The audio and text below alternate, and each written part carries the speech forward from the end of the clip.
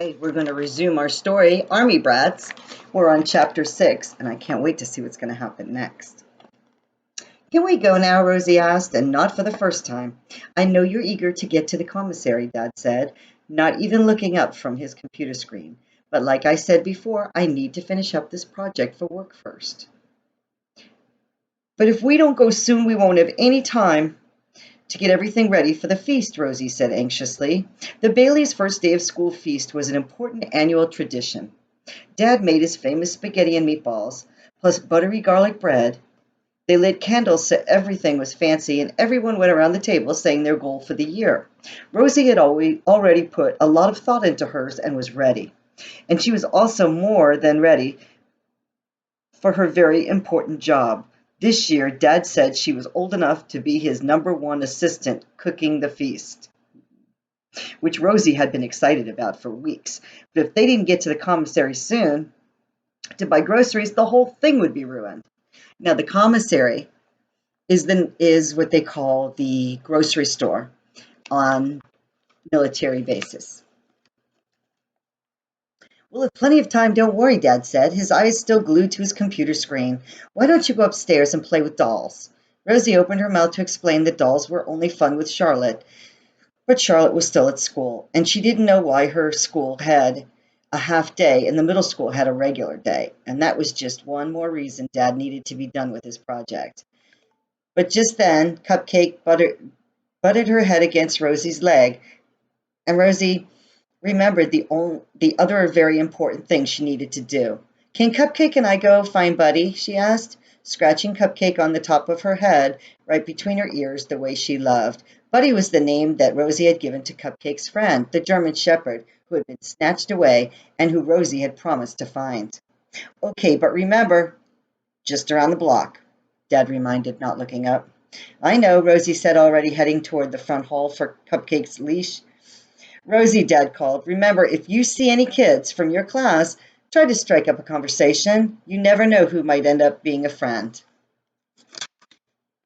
This made Rosie scowl. The kind of scowl Mom said was bad manners, but Mom wasn't here and Dad couldn't see her, so Rosie scowled as much as she wanted, then marched out. She did not want friends. Dad knew that. The air outside was wet and sweaty, and Rosie's face felt sticky after walking only half a block. A woman was walking toward her on the sidewalk, and Rosie hoped it was Miss Dunbar, since she was so nice. Plus, she might know something about Buddy. But as the woman got closer, Rosie saw that it was not Miss Dunbar at all. This woman was older, with painted-on eyebrows and a hat with a saggy silk flower on the brim. Hello, ma'am. Have you seen a black German shepherd with a big nose? Rosie asked politely. I don't believe so, the woman said. And aren't you just a little china doll? Rosie's whole face pinched up tight. This was not the first time someone had called her a china doll, and she did not like it at all. No, ma'am, you are wrong, Rosie said, careful to remember manners in case this woman was like Mr. Jarvis from back in Pennsylvania, who liked to call Mom and Dad to tattle. I'm not a china doll. I was born in China, and now I'm American. And I'm not like a doll at all. The woman put her hand on her chest midway through Rosie's statement. Well, I certainly see that, the woman huffed, her voice full of icicles. Then she walked away. So far this afternoon was not off to a good start. But then Rosie looked down at Cupcake, who wagged her tail and licked Rosie's hand. Don't worry, Rosie told Cupcake. We're going to find your friend. That would make everything better. Hi, Rosie. Rosie spun around when she heard her name, hoping it was Charlotte or Tom home early. Unfortunately, though, the soft voice had come from a quiet boy Rosie recognized from her class, whose eyes were red and watery like the sick hippo in a book Dad once read to Rosie. Rosie did not like sick hippos. What do you want? Rosie asked. The boy seemed to shrink into his baggy red t-shirt. I'm Victor, from your class. Do you want to play? He nearly whispered. No, thank you, she said. I'm busy looking for something.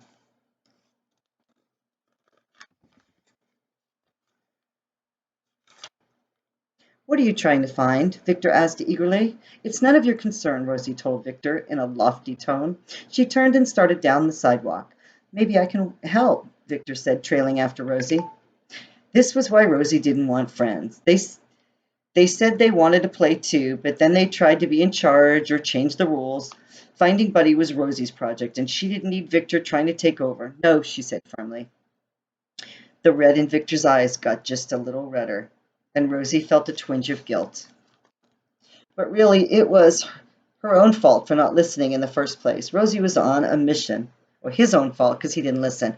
Rosie was on a mission to find Buddy, and this quiet boy would only slow things down. So Rosie very politely waved goodbye to Victor and headed around the block, stopping at each house and peering into every yard. But hard as she looked, she never found any sign of the black-nosed German Shepherd. Okay, let's hear everyone's goals for the year, Mom said. The Baileys were gathered around the big wooden table that had moved with them to every new home in every new place they had ever lived. It was sturdy, and the edges had softened with time. Before it belonged to Rosie and her family, it had belonged to Dad's family. And when he was a little boy, and to Grandma Bailey's family when she was a little girl, which made it really super old. Some nights Rosie liked running her fingers softly over the worn spots near the placemat, where she imagined Dad might have rubbed his fingers back when he was a boy who read comics and ran around just like Rosie.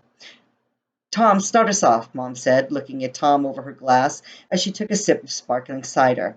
Tom was twining spaghetti around his fork, but he let it slither off when Mom spoke to him. I guess my goal is to keep working on my reading, to stay caught up in everything, he said. Mom nodded. Did you meet your tutor today? She asked. Yeah, at lunch, and she's really nice, he said. I think it's going to be good working with her. I'm glad to hear it, Mom said. Can I go next? Charlotte asked in a bubbly voice. Sure, Mom said, smiling at her.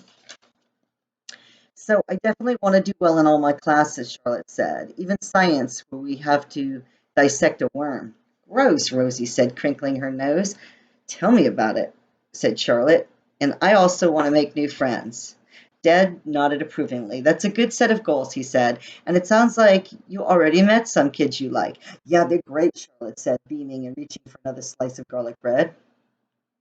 Are they like Brianna and Daisy? Rosie asked. Charlotte's friends from Pennsylvania had always included her the times they came over to play dolls and bake cookies.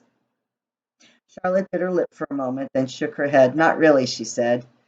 They better be nice if they came over to play dolls, Rosie said, already worried at the thought of being left out.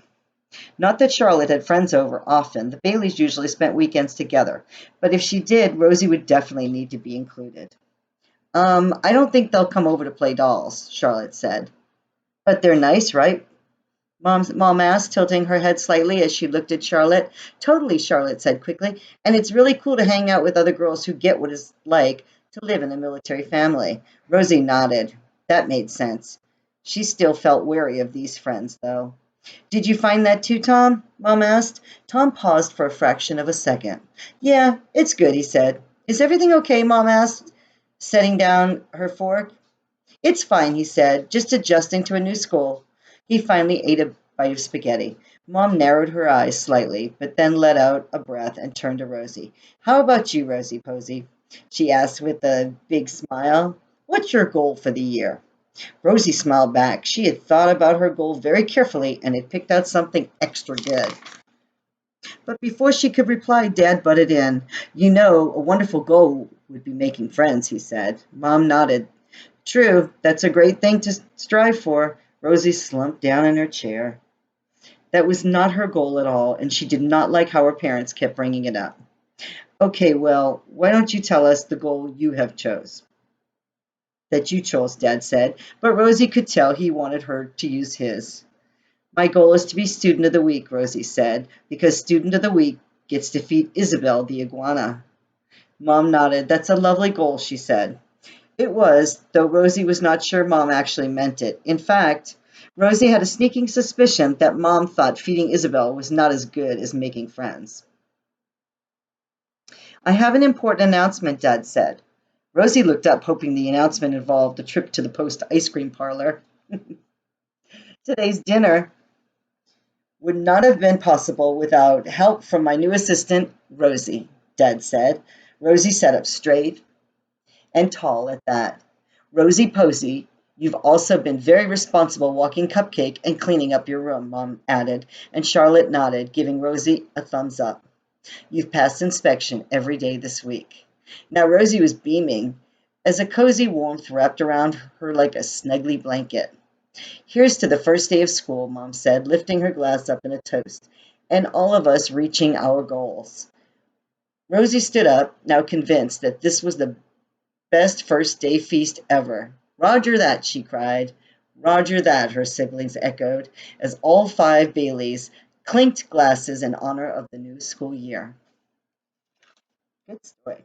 And that is the end of chapter 6. See you for chapter 7.